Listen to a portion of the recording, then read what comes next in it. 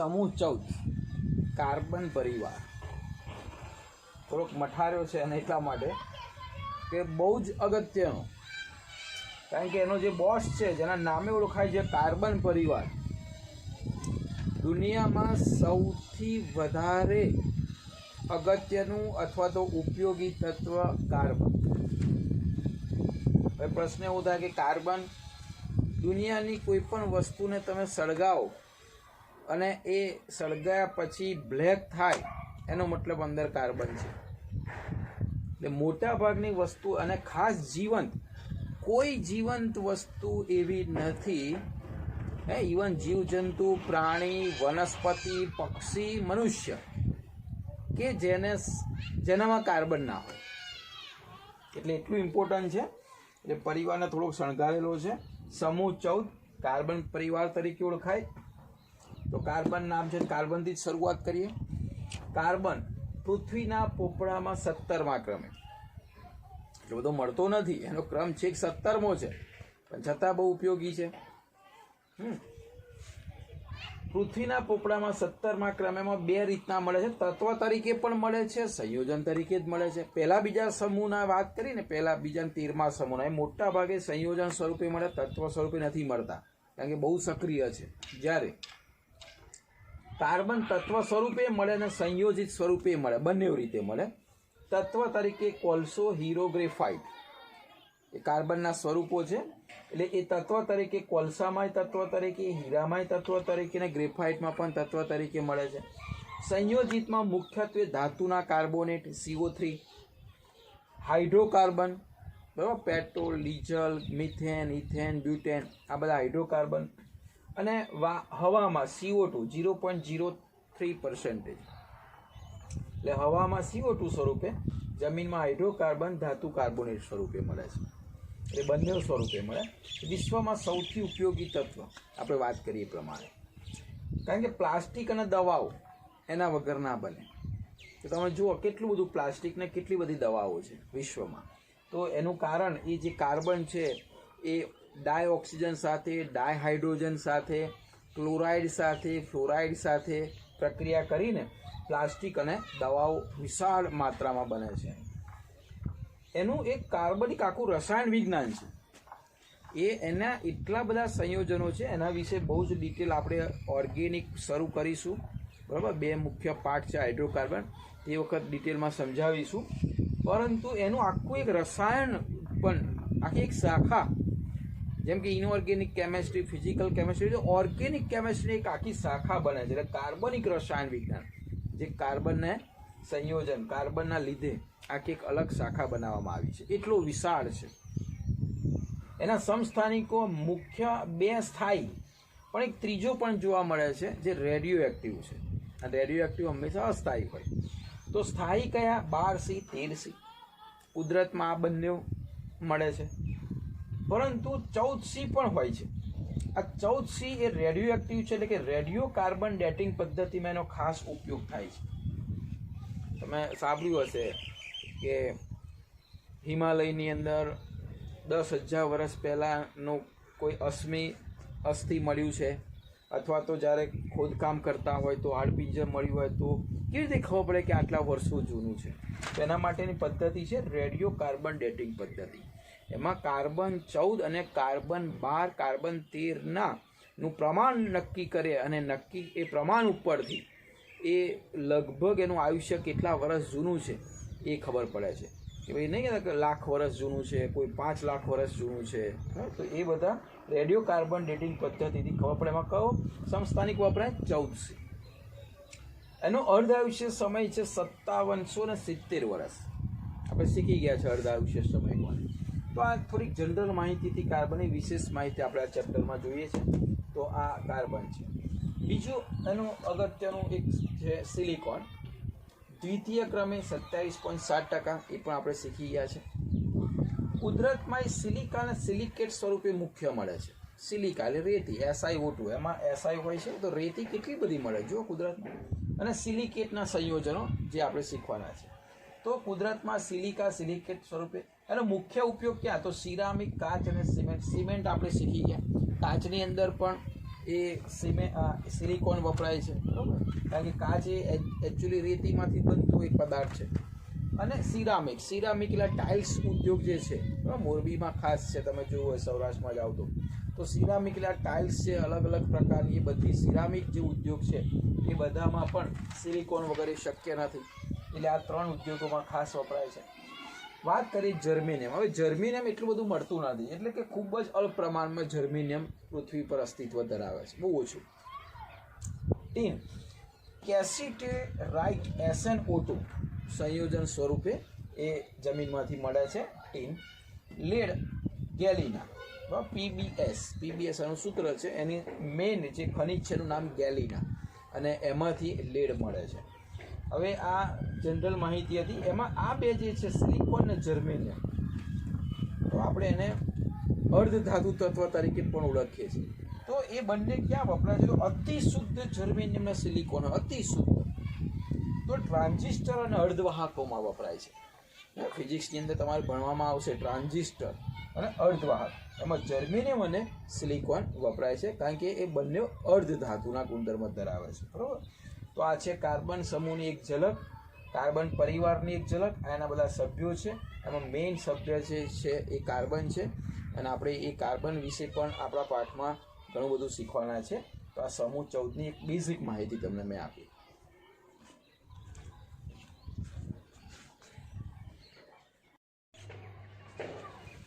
સમૂહ 14ની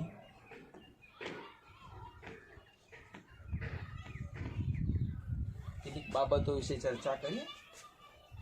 સૌથી પહેલા કાર્બન, સિલિકોન, જર્મેનિયમ,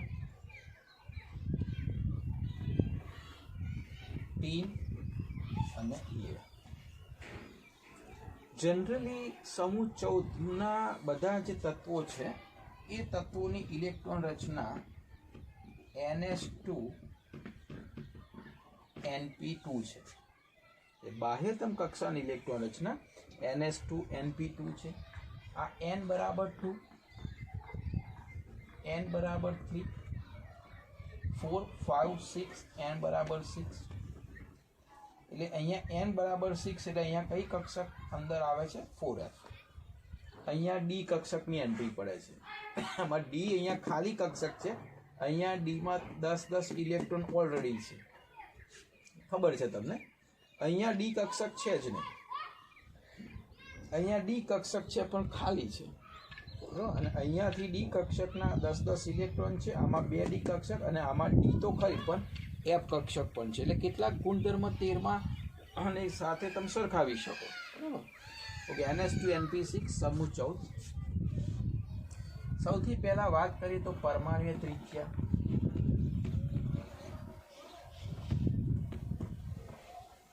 પરમાણ્વીય ત્રિજ્યાની વાત કરીએ તો જેમ આગળ જઈએ છીએ, હવે આ પરમાણ્વીય ત્રિજ્યા છે ને સહસંયોજક ત્રિજ્યા છે.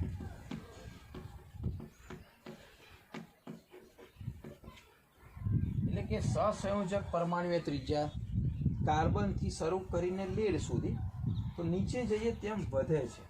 એટલે કાર્બન કરતા સિલિકોન, સિલિકોન કરતા જર્મેનિયમ, જર્મેનિયમ કરતા ટીન કરતા લેડ. પરંતુ બહુ વધારે તફાવત નથી. આની જે વાત કરીએ અહીંયાથી અહીંયા સુધી, બરાબર, એટલે સિલિકોનથી શરૂ કરીને લેડ સુધી ઓછો તફાવત હોય છે.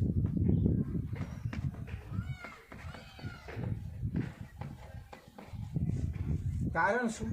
ડી અને એફના ઇલેક્ટ્રોન ઓછો તફાવત. અહીંયા એટલો બધો કદ નથી વધતું, કારણ કે સ્ક્રીનિંગ અસર ઓછી થતી જાય છે, એટલે કક્ષા વધે છે, પણ જોડે જોડે સ્ક્રીનિંગ અસર ઓછી થાય છે, એટલે કદ જેટલું વધવું જોઈએ ને એટલી સ્પીડમાં નથી વધતું, બરાબર. અને ઓછો તફાવતનું કારણ શું છે? ડી અને એફના ઇલેક્ટ્રોન.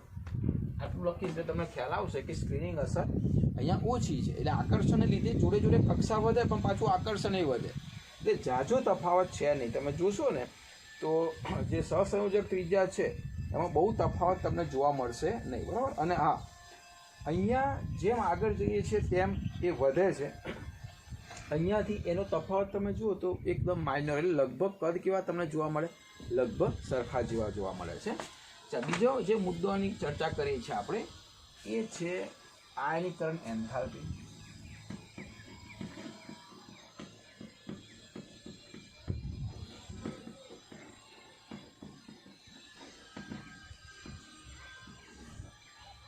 આયનીકરણ જે એન્થાલ્પી છે તો આયનીકરણ એન્થાલ્પીમાં શું જોવા મળે છે? તો કાર્બનથી એસએન સુધી એ આયનીકરણ એન્થાલ્પી વાત કરીએ તો આના કરતાં અહીંયા ઓછી, એના કરતાં ઓછી, એના કરતાં ઓછી. કાર્બનની આયનીકરણ એન્થાલ્પી ઘણી બધી વધારે. પ્રથમ આયનીકરણ એન્થાલ્પીની વાત કરીએ આપશે ડેલ્ટા IH1, કારણ કે કદ બહુ નાનું છે. જેમ આગળ જઈએ એમ થોડું કદ વધતું જાય છે, બહુ ઝાઝો ફરક નથી પડતો. એટલે શું થાય છે કે અહીંયા આયનીકરણ એન્થાલ્પી ઓછી થતી જાય છે. સિલિકોન, જર્મેનિયમ, પછી SN. પરંતુ છેલ્લે તમે જુઓ ને તો SN કરતાં પ્રથમ આયનીકરણ જે એન્થાલ્પી છે એ થોડીક વધે છે. શામાં એવું બન્યું? SN પછી PV. એટલે અહીંયા ઘટે છે પણ અહીંયા, કારણ કે ત્રિજ્યામાં એટલો બધો ફરક નથી. અને એફના કારણે અહીંયા આવું કેમ થાય છે? કારણ કે એફના કારણે એફના જે ઇલેક્ટ્રોન છે એની સ્ક્રીનિંગ હશે.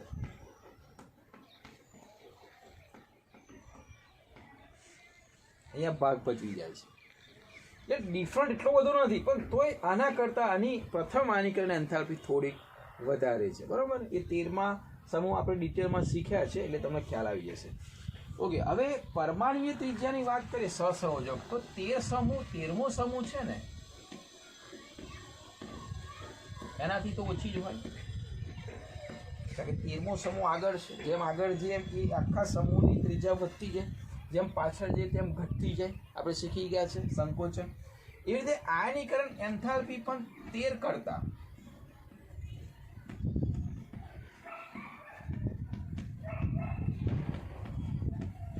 વધુ જ હશે, કારણ કે પહેલા સમૂહની સૌથી ઓછી, પછી બીજા સમૂહની એના કરતાં વધારે, 13મા સમૂહની એના કરતાં વધારે, 14મા સમૂહની એના કરતાં વધારે. એટલે આયનીકરણ એન્થાલ્પી 13 સમૂહ કરતાં વધુ અને ત્રીજા 13મા સમૂહ કરતાં ઓછી. એટલે કદમાં 13મા સમૂહના તત્વો કરતાં અહીંયા શું છે? ઓછા કદ છે.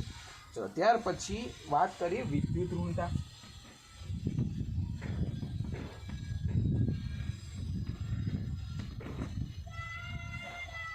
વિદ્યુત ઋણતા જે છે એમાં કાર્બન સૌથી નાનું કદ છે, એની વિદ્યુત ઋણતા સૌથી વધારે હશે. પછી સિલિકોન, જર્મેનિયમ, પછી ટીન, આ બધાની વિદ્યુત ઋણતા નિયરલી સરખી આવે છે. આમ તો આની પણ સરખી છે, પણ થોડીક અહીંયા આની વિદ્યુત ઋણતાની વાત કરીએ, બરાબર, તો એની વિદ્યુત ઋણતા છે 1.8, એટલે આના કરતાં પાછી થોડીક વધે છે. એટલે કોની વધે છે? PB. એ વિદ્યુત ઋણતાનો આંકડો લખીએ તો આની છે 2.5, બાકી બધાની 1.8, 1.8, 1.8 અને આની થોડીક વધે છે 1.9. એ વિદ્યુત ઋણતામાં કંઈ બહુ ઝાઝો ફરક પડતો નથી, કારણ કે કદમાં કંઈ બહુ મોટો ફરક પડતો નથી એટલા માટે. તો આ વિદ્યુત ઋણતા હતી. બરાબર. અચ્છા, હવે ભૌતિક ગુણધર્મની વાત કરીએ તો આ કાર્બન જે છે અને સિલિકોન બંને અધાતુમાં ગણાય છે. જર્મેનિયમ છે એ અર્ધ ધાતુમાં ગણાય છે. અને આ બંનેના લક્ષણો ધાતુના જોવા મળે છે. ગલન બિંદુ ઉત્કલન બિંદુની વાત કરીએ તો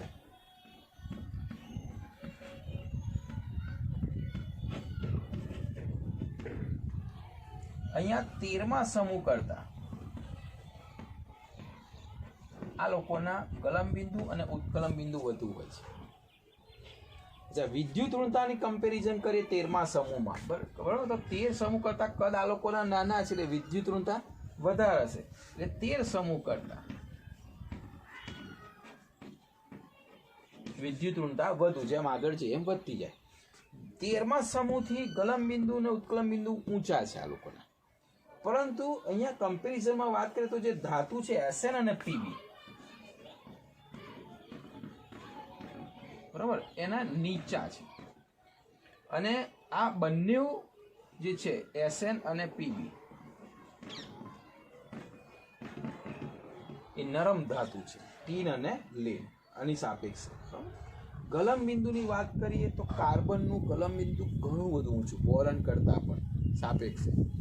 અને આ કાર્બનનું ગલન બિંદુ એટલું બધું ઊંચું છે કે સામાન્ય રીતે કાર્બન પ્રેક્ટિકલી પીગળતું નથી. એટલા માટે એનો ઉપયોગ નાસામાં જે પેલું અવકાશયાન છે ને ઉપર જાય છે, અવકાશયાનની પ્લેટો જેને સ્પેસ શટલ કહીએ છીએ આપણે, તો એ સ્પેસ શટલ જે જાય છે એની પ્લેટો કાર્બનની બનેલી હોય છે. કારણ કે કાર્બન ઘર્ષણથી એટલી બધી આવતી વખતે જ્યારે લેન્ડિંગ કરી રહ્યું હોય છે તે વખતે હવાના ઘર્ષણથી એટલી બધી ઉષ્મા ઉત્પન્ન થાય છે. તેમાં કાર્બનની પ્લેટ એક સફળ થાય છે કે એટલી પ્લેટ જેટલું ટેમ્પરેચર થવા છતાં પણ કાર્બન પીગળતું નથી, બરાબર.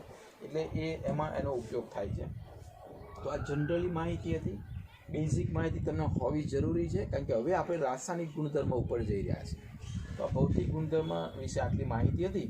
અને હવે આપણે પ્રોપર 14મા સમૂહ કાર્બન જે છે, કાર્બન પરિવાર છે, એના કેટલાક બહુ જ અગત્યના રાસાયણિક ગુણધર્મ હવે આપણે જોઈએ છે, અને એ ઇમ્પોર્ટન્ટ વસ્તુ છે.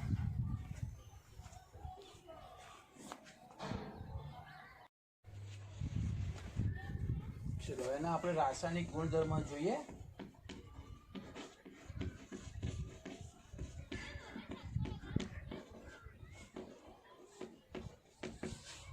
રાસાયણિક ગુણધર્મમાં સૌથી પહેલા વાત કરી ઓક્સિડેશન અવસ્થા.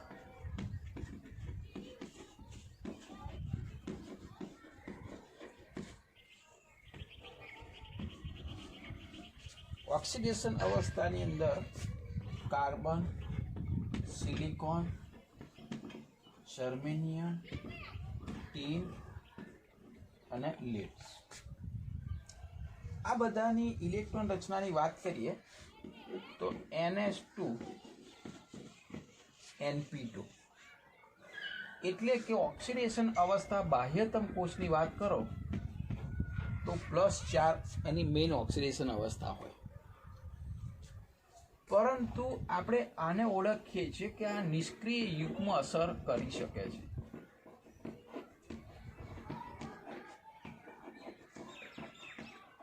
જે અંદરના ઇલેક્ટ્રોન એની સાથે ખેંચેલા હોય છે તે લગભગ બંધમાં ભાગ લેતા નથી. એટલે +4 ઓક્સિડેશન અવસ્થા પણ ધરાવે છે અને +2 પણ ઓક્સિડેશન અવસ્થા આ લોકો ધરાવે છે. પણ એનું વલણ જે છે +4 ને +2 ઓક્સિડેશન અવસ્થાનું, એ વલણ ઉપરથી નીચે જાવ તેમ +2 અવસ્થા થાય, અને ઉપર જાવ તેમ +4 ઓક્સિડેશન અવસ્થા થાય, જે આપણે વાત કરી તે પ્રમાણે. તો જનરલી જે કાર્બન છે, કાર્બન એ કાર્બન અને સિલિકોન બંને, એટલે કાર્બનની વાત કરીએ તો એ +4 ઓક્સિડેશન અવસ્થા ધરાવે, એવી રીતે સિલિકોન પણ +4 ઓક્સિડેશન અવસ્થા ધરાવે. કાર્બન જે છે +4 ઓક્સિડેશન અવસ્થા ધરાવવા માટે આયનીય માં જોવા નથી મળતો, કારણ કે આયનીય માટે એને 4 ઇલેક્ટ્રોન દૂર કરવા પડે. હવે 4 ઇલેક્ટ્રોન દૂર કરે એટલે ΔIH1, ΔIH2, ΔIH3 +ΔIH4, ઘણી બધી ઉર્જા જોઈએ. એટલે +4 ઓક્સિડેશન અવસ્થા ધરાવે છે, પણ એના બંધ જે છે બધા કેવા હોય છે? સહસંયોજક. બંધ બનાવે છે સહસંયોજક, કારણ કે ઇલેક્ટ્રોનની ભાગીદારી કરી શકે છે, 4 ઇલેક્ટ્રોનને મુક્ત કરી શકતો નથી. એટલે ઓક્સિડેશન અવસ્થાની +4 છે, પણ સહસંયોજક બંધ બનાવે છે. સિલિકોન એ +4 એની ઓક્સિડેશન અવસ્થા છે. જર્મેનિયમ જે છે એ +4 અને +2 બંને ઓક્સિડેશન અવસ્થા ધરાવી શકે છે. ટીન છે એ ટીનમાં, અચ્છા, આમાં +4 વાળા સંયોજનો જે છે એ વધુ મળે છે, વધુ. આમાં કેટલાક સંયોજનો છે જે +2 ઓક્સિડેશન અવસ્થા ધરાવે છે. આ બંને +4, આ +4 અને +2. SN જે છે, SN એ પણ SN2+ અને SN+4 ઓક્સિડેશન અવસ્થા ધરાવે.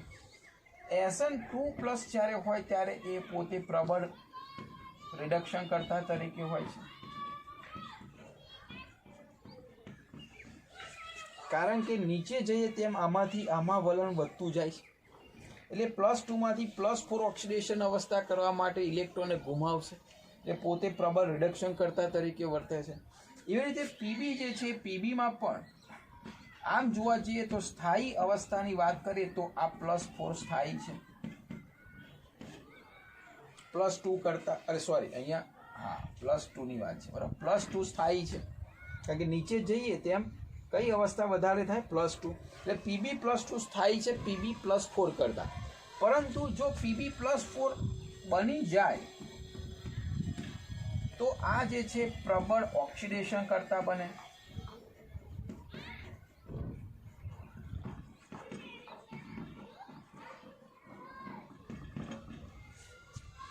બરોબર, કારણ કે એ +4 જે છે પ્રબળ ઓક્સિડેશન કરતા. કેમ? કારણ કે એ અસ્થાયી છે, એમાંથી આ બનવા પ્રયત્ન કરે, એટલે ઓક્સિડેશન આંક ઘટાડવા પ્રયત્ન કરે, એ પોતાનું રિડક્શન થાય, એ પ્રબળ ઓક્સિડેશન કરતા તરીકે વર્તે. બરાબર, આ બંને ખાસ યાદ રાખજો આપણે. તો આ જે વાત હતી એ ઓક્સિડેશન અવસ્થાની વાત હતી. આમ તો બધા +2 +4 ઓક્સિડેશન અવસ્થા ધરાવે છે, પરંતુ જેમ નીચે જઈએ તેમ +2 ની અવસ્થા વધારે સ્થાયી થાય છે. એમાં ઉપર +4, નીચેના +2 વધારે સ્થાયી. આમાં પણ +4, નીચે જાય +2 ની સ્થાયીતા વધતી જાય. બીજું, કાર્બન જે છે એ એની સંયોજકતા 4 છે. કાર્બનની મેક્સિમમ સંયોજકતા 4 થી વધુ નથી. પણ કાર્બન સિવાયના બાકીના જે છે એમાં ડી કક્ષક આવેલી છે.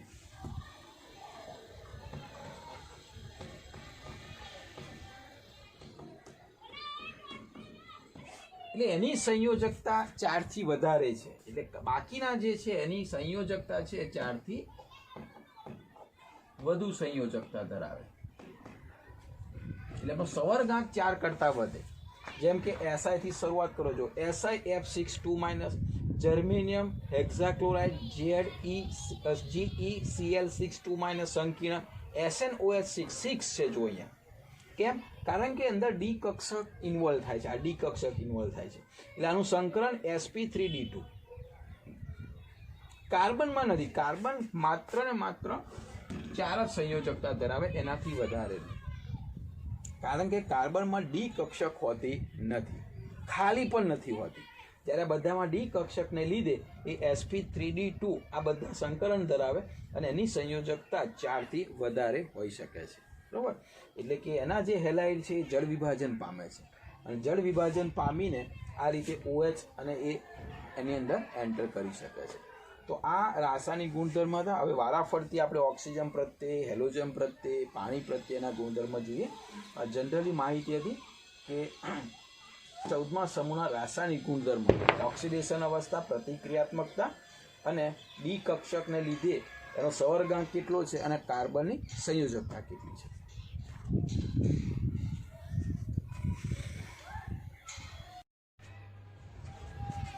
ચલો, રાસાયણિક ગુણધર્મમાં પહેલી જોઈએ ઓક્સિજન પ્રત્યે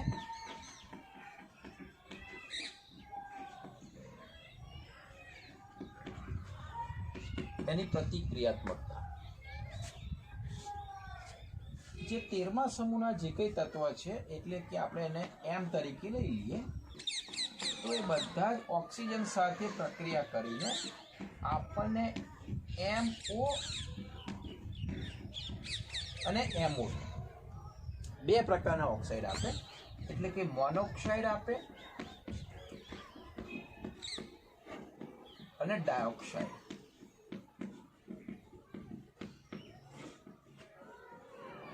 ફરીથી 13મા સમૂહના બધા તત્વો ઓક્સિજન સાથે આપણે એને ગરમ કરીએ, ઓક્સિજન સાથે એને ગરમ કરીએ એટલે દહન કરીએ તો મોનોક્સાઇડ પણ આપે છે અને ડાયોક્સાઇડ પણ આપે છે. આપણે મોનોક્સાઇડની વાત કરીએ એટલે કે MO અને પછી વાત કરીએ આપણે MO2. તો કયા? તો કે carbon monoxide, silicon monoxide, GeO, SNO અને PbO. એવી રીતે અહીંયા CO2 મળે આપણને, SiO2 મળશે, GeO2 મળશે, SnO2 મળશે અને PbO2 મળશે. હવે જનરલી એસિડિકતાની વાત કરીએ ઓક્સાઇડની, તો એમઓ કરતા, એટલે અહીંયા ઓક્સિડેશન અવસ્થા નીચી છે. અહીંયા તમે જુઓ તો -2 + 2, એટલે કે ઓક્સિડેશન અવસ્થા અહીંયા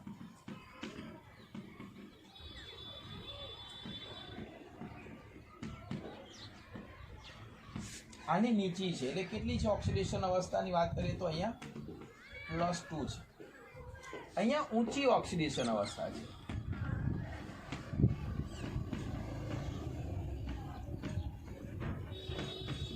એટલે કે કેટલી છે +4. આ બધામાં +2 ઓક્સિડેશન અવસ્થા છે, આ બધામાં +4 ઓક્સિડેશન અવસ્થા છે. તો જનરલી એસિડિકતાની વાત કરીએ તો ઓક્સિડેશન અવસ્થા નીચી ધરાવે એના કરતાં ઊંચી ઓક્સિડેશન અવસ્થા ધરાવતા તત્વો જે છે એના જે ઓક્સાઇડ છે આ વધુ એસિડિક હોય છે, વધુ એસિડિક. યાદ રાખીશું આપણે, +2 કરતાં +4 ઓક્સિડેશન અવસ્થા ધરાવતા ઓક્સાઇડ વધારે એસિડિક હોય છે. એટલે આમ તમે જનરલી જોવા જાવ ને તો કાર્બન મોનોક્સાઇડ જે છે એ પોતે તટસ્થ છે.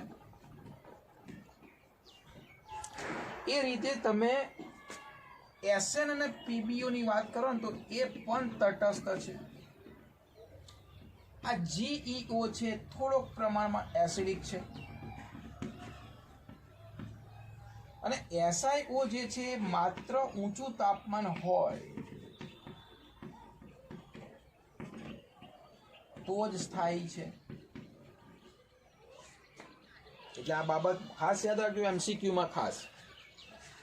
મોનોક્સાઇડ જે છે એમાં 3 તટસ્થ છે. જો CO પણ તટસ્થ છે, SNO અને PbO તટસ્થ છે, જ્યારે GeO થોડાક પ્રમાણમાં એસિડિક છે અને SiO એકચ્યુઅલી એ સ્થાયી જ નથી. બહુ જ ઊંચું તાપમાન હોય તો જ સિલિકોન ઓક્સાઇડ સ્થાયી છે. આ ડાયોક્સાઇડ ખરો. તો આ જે છે ખાસ યાદ રાખીશું આપણે. હવે અહીંયા વાત કરીએ તો અહીંયા જનરલી આ 3 જે છે, આ 3 એ પોતે એસિડિક ગુણધર્મ ધરાવે છે અને આ બંને ઉભય ગુણધર્મી છે.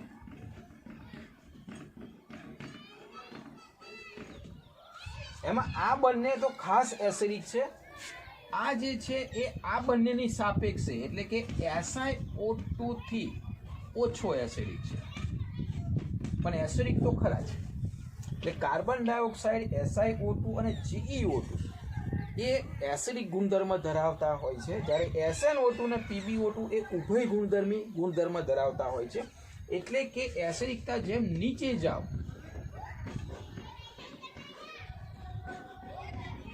એ નીચે જતા એ ગુણધર્મ શું થાય છે, ઘટે છે. એટલે સૌથી વધારે CO2 એસિડિક, પછી SiO2, પછી GeO2, અને આ બંને એસિડિક ખરા પણ ઉભય ગુણધર્મી બેઝિક ગુણધર્મ પણ ધરાવે છે.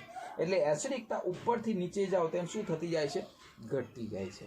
તો આ ખાસ યાદ રાખજો. ઓક્સિજન પ્રત્યે પ્રતિક્રિયાત્મકતા ટૂંકનોંધમાં પણ ઇમ્પોર્ટન્ટ છે અને MCQમાં પણ ઇમ્પોર્ટન્ટ છે. ફરીથી અહીંયા 13મા સમૂહના આ M છે એટલે 13મા સમૂહના તત્વ છે.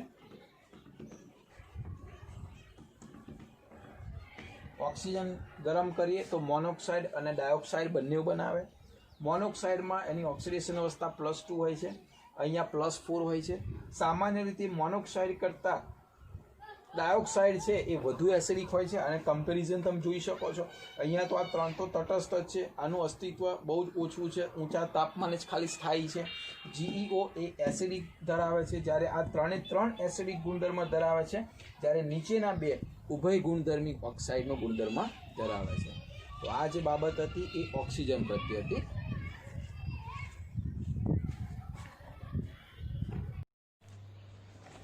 બીજા નંબરમાં લઈએ પાણી પ્રત્યે પ્રતિક્રિયાત્મકતા. હવે કાર્બન, સિલિકોન અને જર્મેનિયમ એ પાણી સાથે કોઈ પ્રક્રિયા કરતા નથી.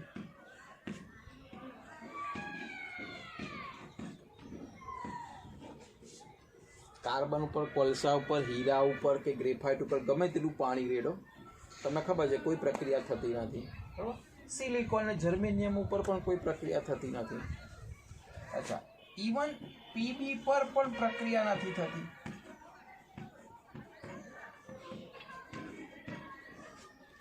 અહીંયા પીબી નું કારણ જુદું છે. પીબી ઉપર કેમ પ્રક્રિયા નથી થતી? કારણ કે એની ઉપર એક ઓક્સાઇડનું પડ બનાવી દે છે.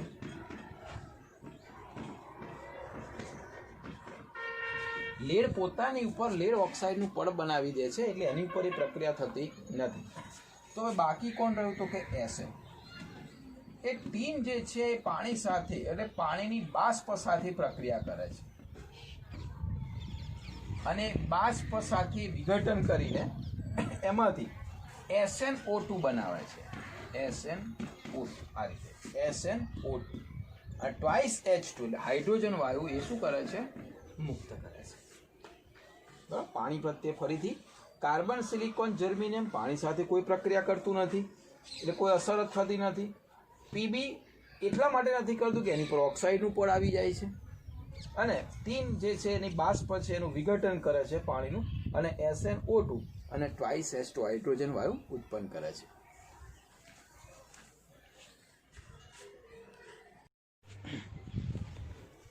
ચલો, હેલોજન પ્રત્યે. હેલોજન એટલે CnBrIF.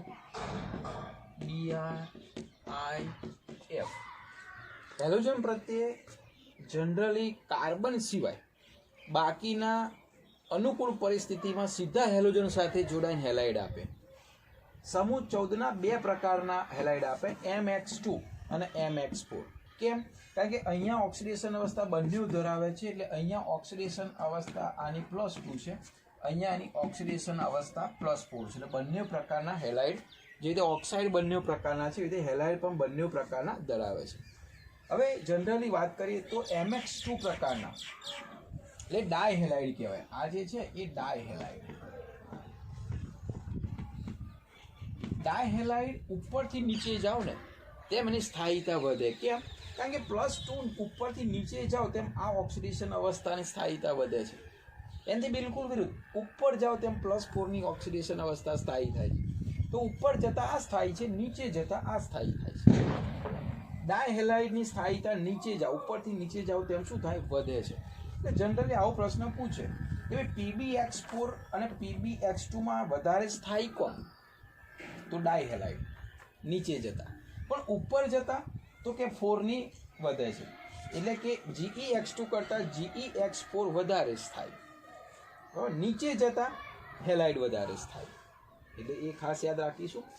MX4માં મોટા ભાગના સંયોજનો સહસંયોજક, મોટા ભાગના બધામાં જે મધ્યસ્થ છે એ sp3 સંકરણ ધરાવે અને આ સંકરણ હોય તો આકાર તમને બધાને ખબર છે, સમચતુષ્ફલકીય આકાર છે. એમાં અપવાદ ક્યાં છે? તો કે આ બે SnF4 અને PbF4 આ બંને અપવાદ તરીકે આયનીય બંધ ધરાવે છે. બાકીના બધા સહસંયોજક બંધ ધરાવે. એટલે અપવાદ ખાસ યાદ રાખીશું. SnF4 PbF4 એ અપવાદ છે, આયનીય બંધ ધરાવે છે 4 હોવા છતાં. બાકીના બધા 4 જે છે એ બધા સહસંયોજક વલણ ધરાવે છે, બંધ ધરાવે છે. તો આ જનરલી વાત હતી. બીજું, હવે MX4માં આ એકલો PbI4 અસ્તિત્વ નથી ધરાવતો. અપવાદ ખાસ યાદ રાખજો, MCQમાં આવા પ્રશ્નો ખાસ પૂછે. તો ભાઈ PbI4 અસ્તિત્વ કેમ નથી ધરાવતો? એનું કારણ એ છે કે પ્રારંભમાં શરૂઆતમાં PbI બંધ બને. એટલે જેવો PbI બંધ બને, એક બંધ બને એટલે હવે એકચ્યુઅલી Pb જે છે એની ઇલેક્ટ્રોન રચના આપ સૌ જાણો છો કે ભાઈ NS2. એટલે આપણે આગળની વાત કરીએ તો સીધી ડાયરેક્ટ Pbની લખીએ તો 6s2 અને 6p2 આવી બાહ્ય કક્ષાની ઇલેક્ટ્રોન રચના છે Pbમાં. તો અહીંયા જ્યારે PbI4 બનાવવો હોય તો 4 કક્ષકો ખાલી જોઈએ. 4 કક્ષકો ખાલી જોઈએ એટલે અહીંયા 2 ઇલેક્ટ્રોન છે, અહીંયા 1 2 અને 3. એટલે અહીંયા 2 ઇલેક્ટ્રોન છે. અહીંયા Pbમાં અહીંયા 1 ઇલેક્ટ્રોન, અહીંયા 1 ઇલેક્ટ્રોન. એટલે જનરલી શું થાય હવે ઓક્સિડેશન અવસ્થા પ્રમાણે એને એ PbI2 અથવા PbI4 બનાવવું પડે એને. તો PbI4 બનાવવા માટે શું કરે તો પહેલાં શરૂઆતમાં જ્યારે PbI બંધ બને તો પ્રક્રિયા થાય એટલે ઉર્જા ઉત્પન્ન થાય. બંધ બને એટલે આપ સૌ જાણો છો બંધ તૂટે તો ઉર્જા આપવી પડે, બંધ બને તો ઉર્જા ઉત્પન્ન થાય. તો અહીંયા બંધ બને ત્યારે પ્રક્રિયા એટલી ઉર્જા ઉત્પન્ન નથી કરી શકતી કારણ કે હવે એ ઉર્જા શું કરશે આ ઇલેક્ટ્રોનને ઉત્તેજિત કરીને અહીંયા મોકલવો પડશે એને. તો જ આઈનો એક ઇલેક્ટ્રોન આવશે અને તો PbI4 બનશે. પરંતુ એ ઇલેક્ટ્રોન અહીંયા એટલી શક્તિ નથી કે 6s2 માના ઇલેક્ટ્રોનને અયુગ્મિત કરે. એટલે આ યુગ્મીકરણ રહે છે કારણ કે સ્ક્રીનિંગ અસર Fને લીધે આપ સૌ જાણો છો કે ખેંચાયેલો રહે છે એટલે એને વધારે ઉર્જા આપવી પડે છે એટલે આ ઇલેક્ટ્રોન સરળતાથી મુક્ત થતો નથી.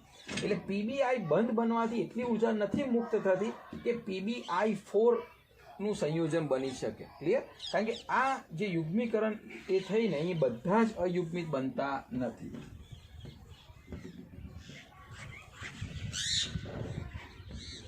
શામાં Pb બધા અયુગ્મિત બનતા નથી અને બધા અયુગ્મિત નથી બનતા એટલે એ અહીંયા શક્ય બનતું નથી. એટલે અપવાદ તરીકે આ અને આ બે ખાસ યાદ રાખજો. તો આ વસ્તુ હતી હેલોજન પ્રત્યે. હા, હવે આપણે હેલોજન હજુ આગળનો આમાં અધૂરો ટોપિક છે. ટોપિક આમાં અત્યારે લઈએ છીએ એનું જળ વિભાજન. કારણ કે જેટલા હેલાઇડ હોય એમાં આપણે શીખ્યા કેટલાકનું જળ વિભાજન થાય છે, કેટલાકનું જળ વિભાજન નથી થતું. તો આપણે અહીંયા એ જોઈએ કે કેવી રીતે એનું જળ વિભાજન થાય છે અને કોણ કરે છે અને કોનામાં નથી થતું.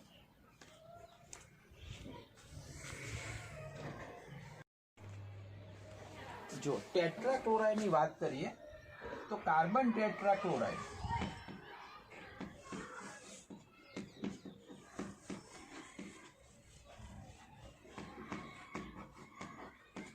એ એકલો જળ વિભાજન પામતું નથી. એ સમજાવું છું ઉદાહરણ સાથે કારણ કે ડી કક્ષક નથી. બાકીના ટેટ્રાક્લોરાઇડ જળ વિભાજન પામે છે.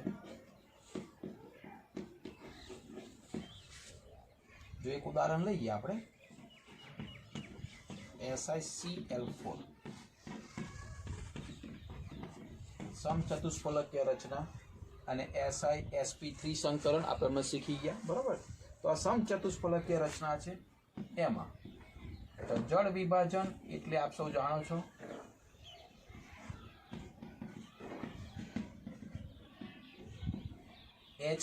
H2O. તો અહીંયા શું બને છે તો સિલિકોન જે છે સિલિકોન બરાબર એની ડી કક્ષક જે છે ડી કક્ષક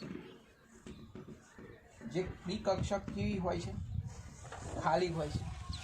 એ જે ડી કક્ષક ખાલી હોય છે એમાં પાણીમાં એટલે પાણીનો જે ઓક્સિજન છે એના ઇલેક્ટ્રોન યુગ્મનો સ્વીકાર કરે છે. કોણ? આની જે ડી કક્ષક ખાલી છે એ આના જે ઇલેક્ટ્રોન યુગ્મ છે એ ઇલેક્ટ્રોન યુગ્મનો એ પોતે શું કરે છે સ્વીકાર કરે છે ખાલી કક્ષક. સામે જળ વિભાજન છે એટલે આમાં ટુકડો થવાનો તો અહીંયા OH અને H આ બાજુ H નીકળે અહીંયાથી Cl નીકળે એટલે એક H2O એક HCl ને દૂર કરે અને આ OH જે પેલી ડી કક્ષકમાં ખાલી કક્ષક છે એની અંદર જોઈન થઈ જાય એટલે અહીંયા SiCl Cl Cl અને આ રીતે OH બને. પહેલો OH દાખલ થાય. આ રીતે કન્ટિન્યુ પ્રક્રિયા થઈને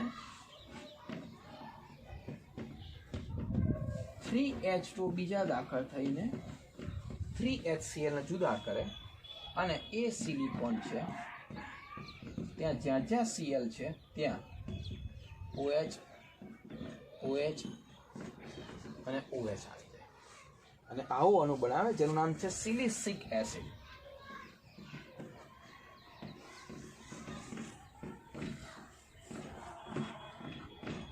અને આ રીતે સિલિસિક એસિડ બનાવે બરોબર. ફરીથી કાર્બન ટેટ્રાક્લોરાઇડ એકલાનું જળ વિભાજન થતું નથી કારણ કે એને ઓક્સિજનના ઇલેક્ટ્રોન સમાવવા માટે વેલેન્સી પૂરી થઈ ગઈ હોય છે. ડી કક્ષક એમાં છે નહીં.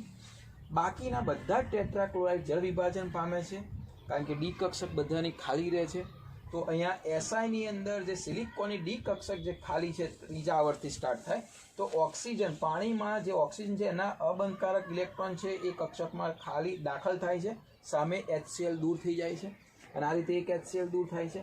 એવી રીતે તબક્કાવાર દરેક HCl દૂર કરે છે એટલે 3 HCl બીજા દૂર થાય છે, 3 H2 નું ફરી જળ વિભાજન OH OH અને OH આ રીતે આવી જાય છે અને સિલિસિક એસિડ બનાવે છે.